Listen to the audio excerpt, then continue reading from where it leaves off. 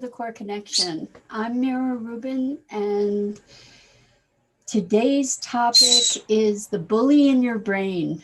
Um, so many of us have this voice in our head that is always telling us terrible things about ourselves, making us question our motives and our capacities, our capabilities, and we're going to get to talk about that today. So before we get started, let's just take a minute or two to get present. Let's take a deep breath in through your nose and hold it.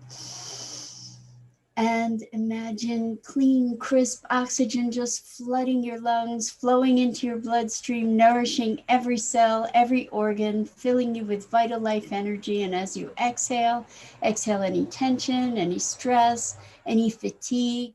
And now let's take another deep breath in through your nose and hold it. This time, imagine brilliant bright light lighting you up from the inside out, energizing, electrifying every molecule, every electron, and lighting your cells up. And as you exhale, exhale any remaining fatigue, negativity, toxicity. And now let's just gently press our palms together and really softly rub your fingers against your palms. Feel the tingling and the tickling sensation and bring yourselves present right here, right now. Good morning, Robert. Wonderful to have you here with us. And welcome to everybody else who's joining us. Hello, Suzanne. Great to have you here. So we're talking about the bully in your brain. That it's that voice in our heads that tells us that we're not good enough or makes us question, that brings us back into negative patterns, that keeps us small, that tells us that we can't. And we have this sort of internal perpetual conversation, some of us, that it that voice, if we recognize it as a bully, then we can maybe find a way to dismiss it more readily, right? That we don't have to pay attention. It's not you. That voice is like old patterns, old messages that are really there trying to bully you.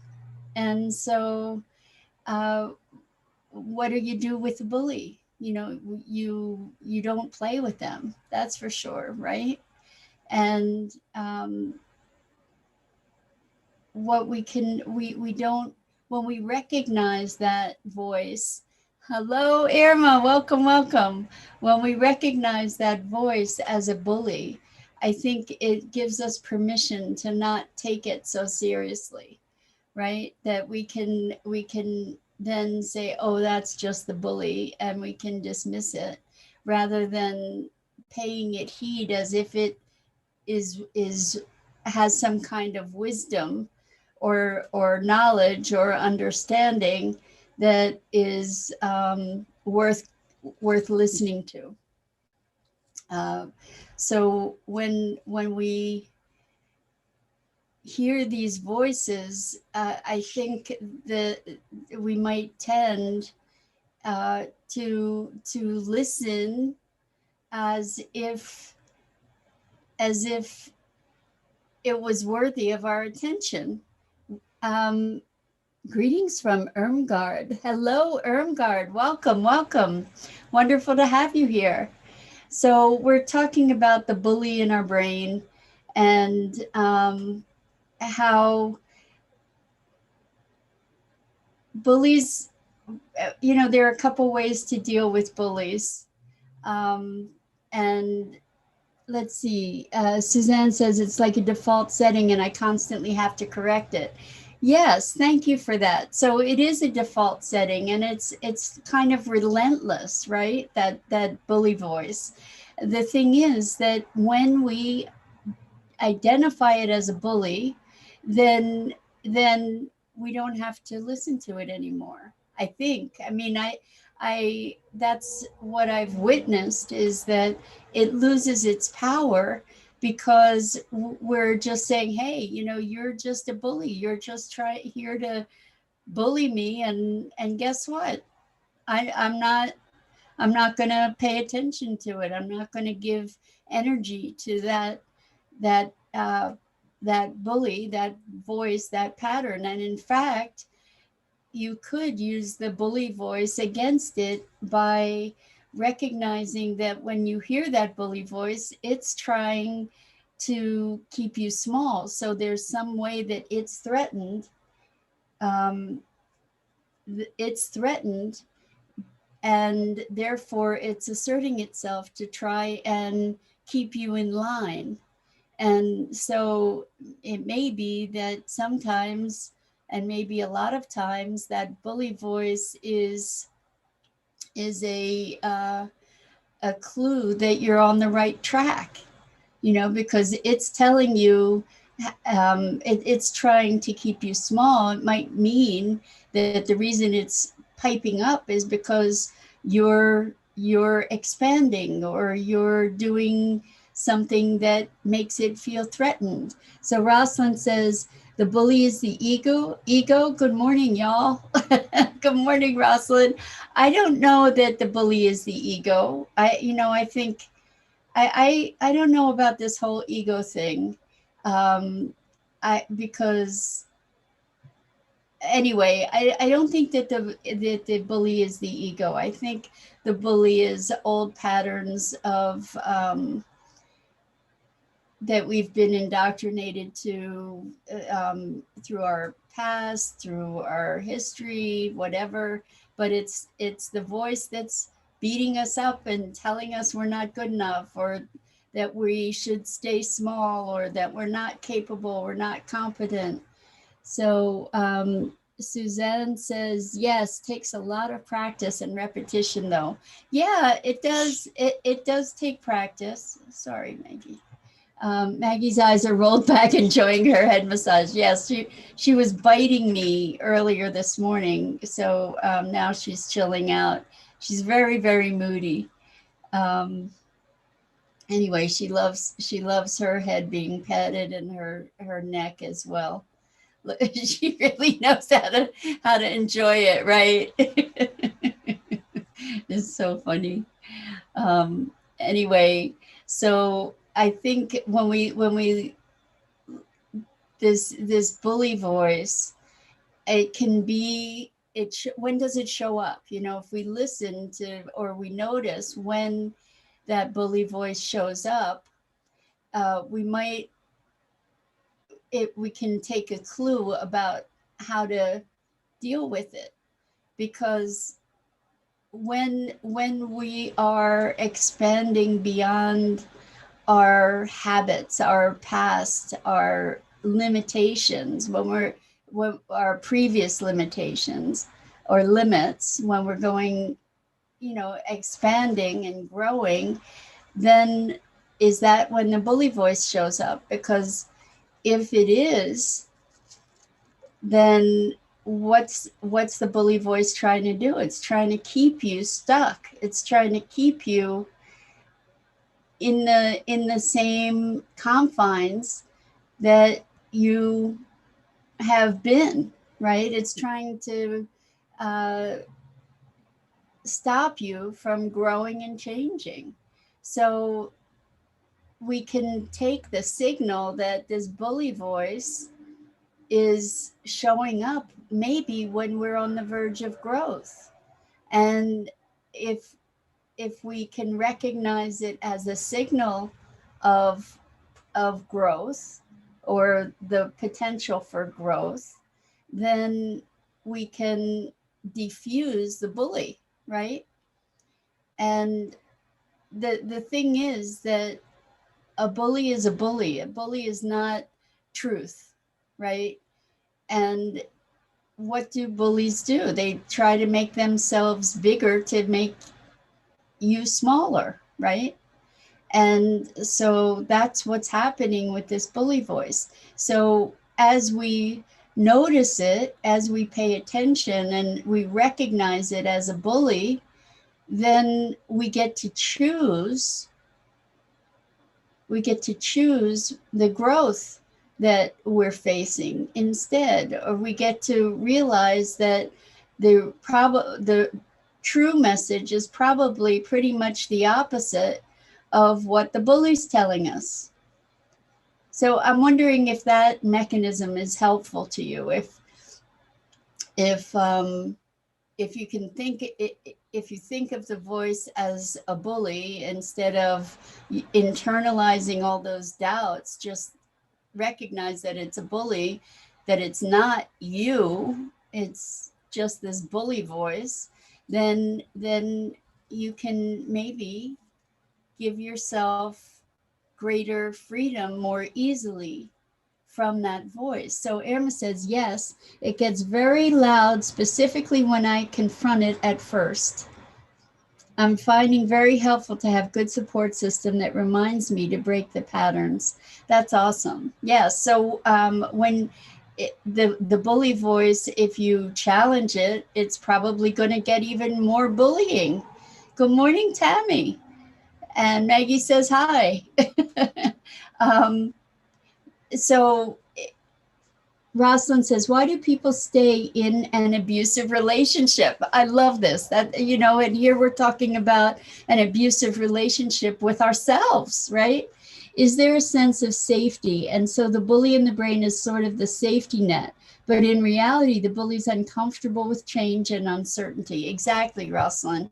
I agree 100%. The bully is uncomfortable with change and uncertainty.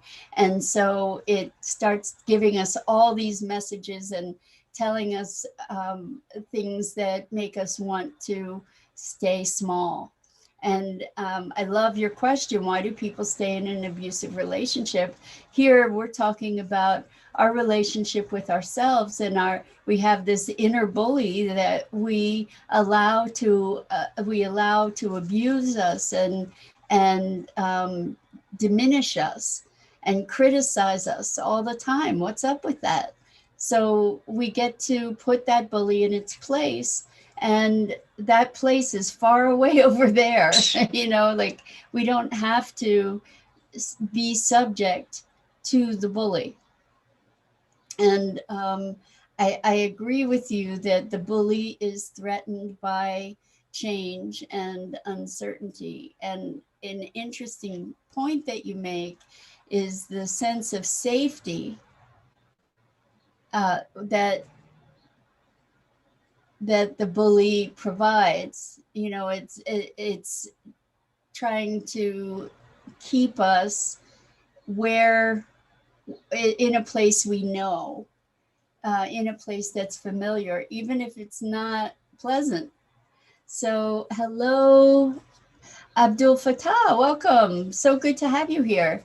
So we're talking about the bully in the brain and the inner dialogue that tortures us ongoingly, and that we give way too much attention to. And as we recognize it as a bully, maybe we can free ourselves from it, you know, and as we hear it, we can say, oh, you're just the bully, and I don't play with bullies. You know, we can just make that choice. We don't play with bullies. So I think that it's all perspective. We have the ability to shift our state of being based on our thoughts and our interpretations of things. And when we recognize this voice, instead of just listening to it, when we can define it or characterize it as a bully, for instance, then it changes our relationship to that voice. Something that simple, right? So we were talking, we talk a lot about definitions of things. Yesterday, we were talking about wealth and how do we define wealth? And by shifting our definition, we shift our experience. And so it is with this voice in our heads. that is there to keep us maybe in the illusion of safety, but to keep us stuck. So Suzanne says, when the bully starts, it's so easy to go down the rabbit hole. One doubt leads to the next. That's something I have to work on. Well, the sooner you recognize it as a bully, then the sooner you can stop listening to it. Because the once the bully hooks you, you know, you're going to go, it's going to just keep going until you're incapacitated, right? It just will knock you down and take all the wind out of your sails. That's kind of its objective. So the sooner we recognize it as a bully, the sooner we can stop listening to that whole conversation, right? We don't have to give it our attention anymore, hopefully. That the key, I think, is recognizing that it's the bully, and then going from there. You know, if we don't recognize it as the bully, we get hooked in and we listen to that voice. And like you said, Suzanne, you go down the rabbit hole.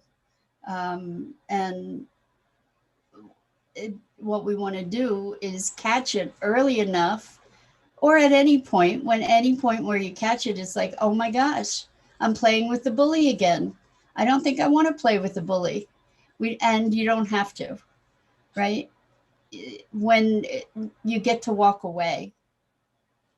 So, but because the bully is going to, you know, it's going to be pretty persistent, and until you just recognize it more and more quickly and stop playing with it. And then it's going to eventually quiet down. As Irma said, initially, it's probably going to talk louder and try to be more convincing.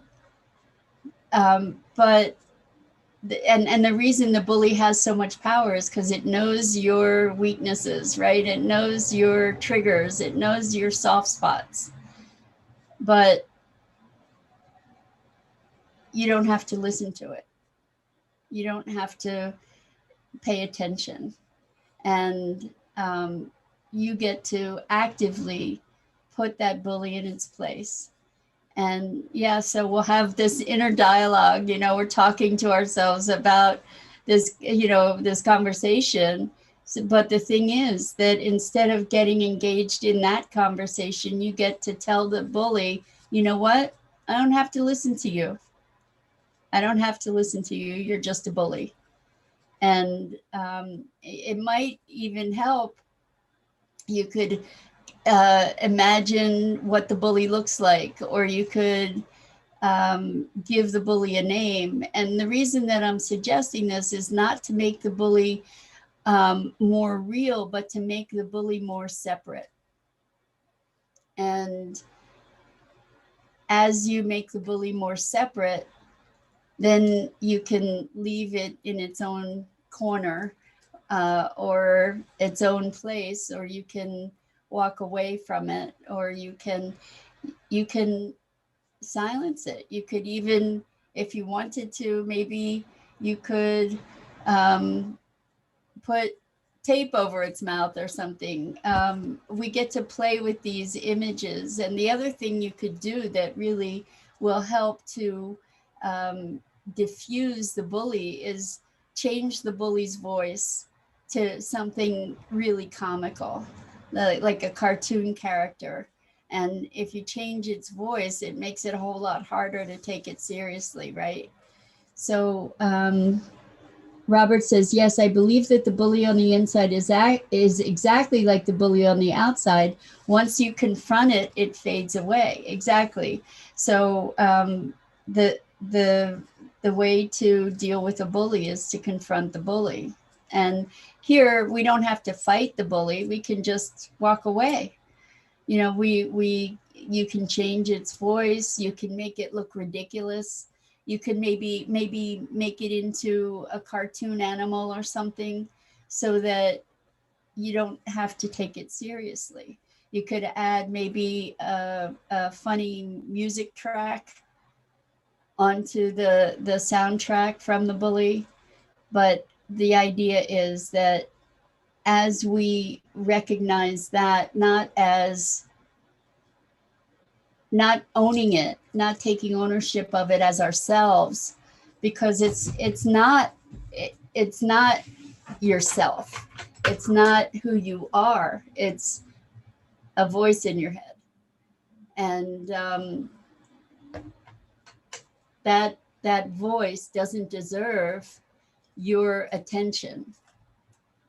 It just doesn't deserve your attention, and it certainly doesn't deserve you following what it says or getting aligned with or enrolled in what it says. So Amber says, sometimes I have the feelings I'll miss it. How crazy is that? Okay, so I'm that goes back to the question, why do we stay in an abusive relationship?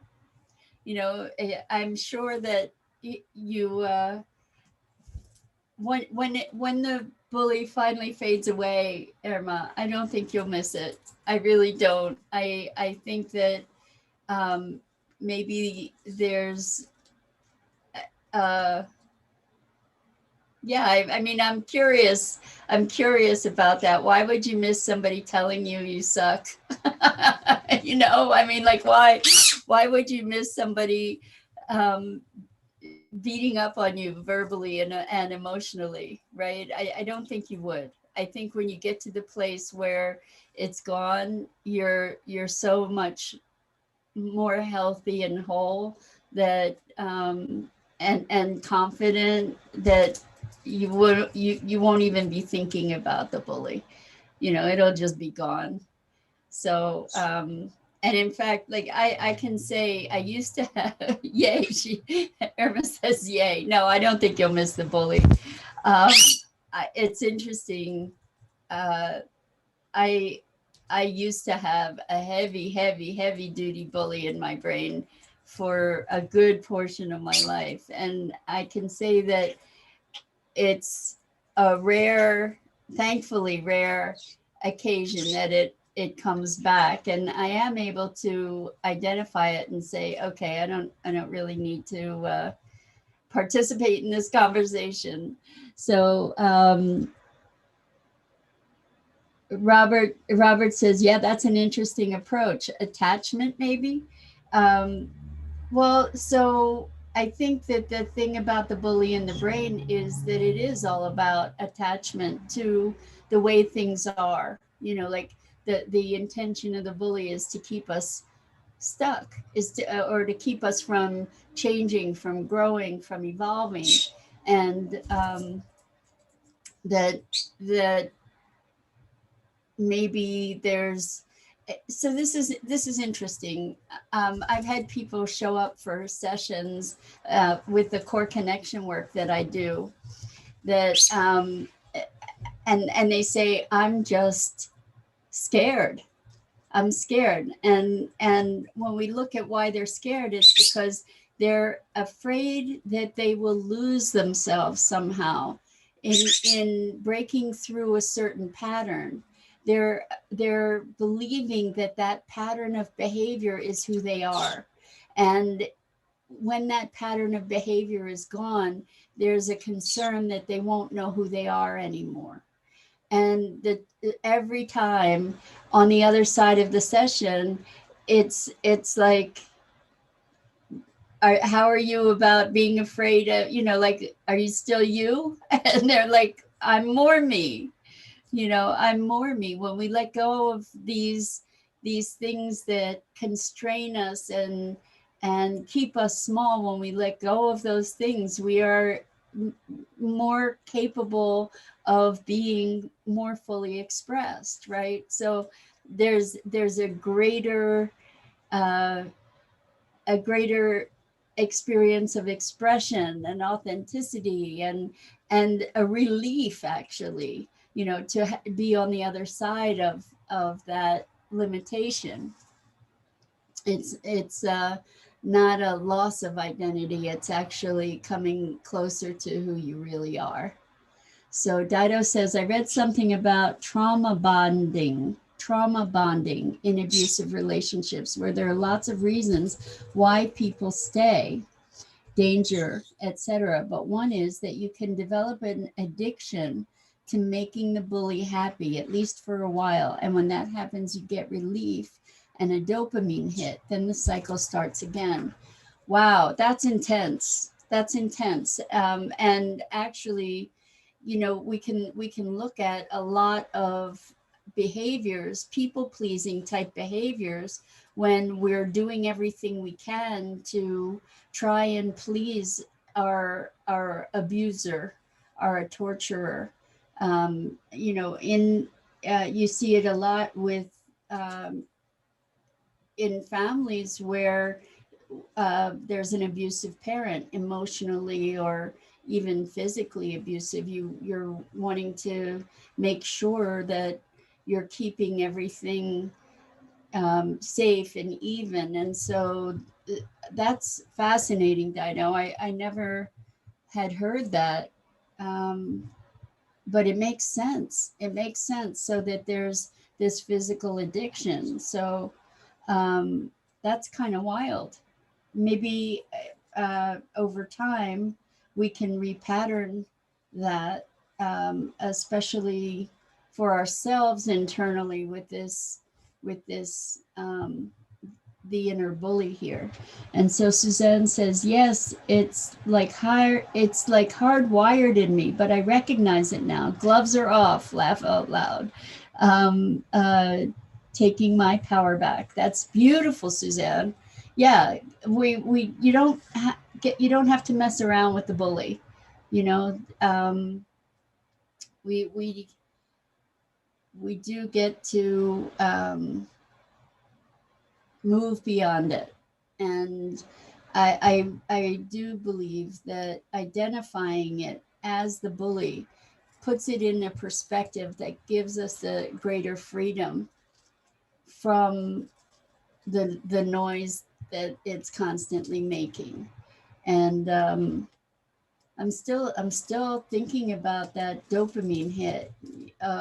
It's interesting because there were a lot of negative messages that I grew up with, and I rebelled against all of that when I was home. And then when I went to college, I wasn't in proximity with the people that had been giving me all these messages. And what I noticed was that I had internalized it, that I was doing it that I didn't need them to be there anymore. I was doing it for myself. And that's the bully. That's the bully, that voice that we internalize and take with us everywhere. And we get to diffuse that. It's like that running tape is something that we can move past and really, really identify it as something other, rather than I am this, I am that.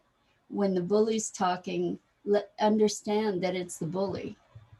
And the better we're able to identify that as the bully, the better we'll be able to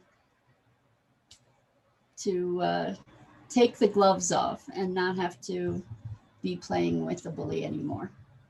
So I'm eager to hear how that goes for you guys. And um, I think the sooner or the better able we are to identify that voice early without getting wrapped into the conversation that it's trying to generate, the better off we'll be. And the the quicker we'll be able to separate ourselves from that conversation. Um, the big thing is that the bully does not deserve your ear. That the bully does not deserve your attention.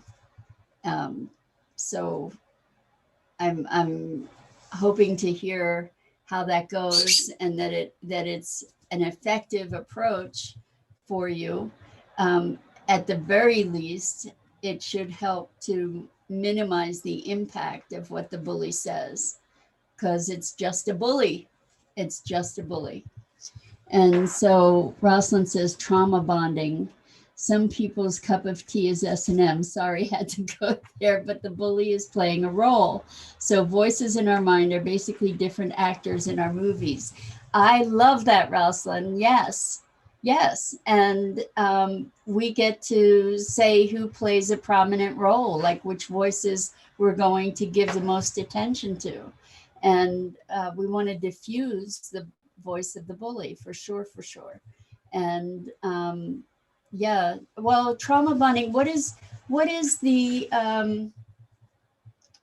effect when someone's kidnapped and then becomes attached to their kidnapper? There's a syndrome. Patty Hearst,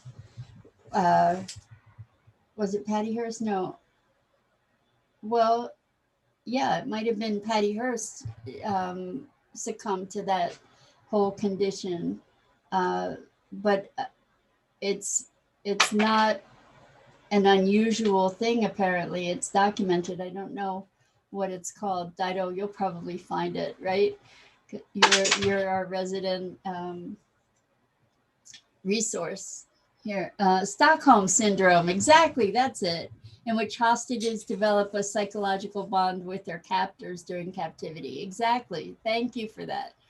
I can always count on you, Dido, you're awesome, thank you. So yeah, Stockholm Syndrome, it's kind of the same idea here. We develop an affinity with this bully and believe that it's telling us the truth somehow, but it isn't. And you don't need to pay attention to it, and you get to tell it to just go in the corner or something. So on that note, we get to tame the bully in the brain. And I'm Mira Rubin. This is the Core Connection. I go live on the Enlightened World Network Facebook page every weekday morning at 9 a.m. Eastern. And I invite you to check out all the other awesome programming and the community on the Enlightened World Network. And until next time, tame that bully. I so appreciate being here with you and spending this time. Thank you, thank you, thank you, and hope to see you again soon.